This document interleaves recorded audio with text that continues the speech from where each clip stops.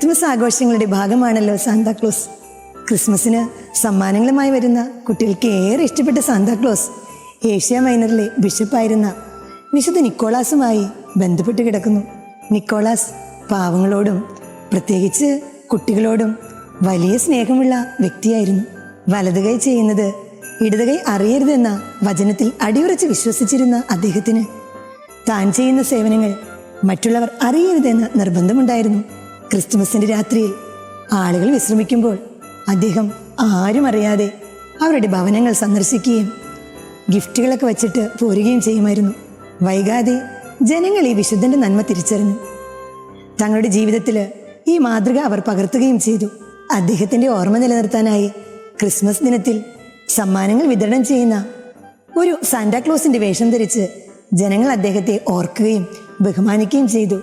അങ്ങനെയാണ് Santa Claus Christmas ആഘോഷങ്ങളുടെ ഭാഗമായി മാറിയത്. ഈ ക്രിസ്മസ് ദിനത്തിൽ നമുക്കും നന്മയുടെ സാന്താക്ലോസ് ആയാലോ?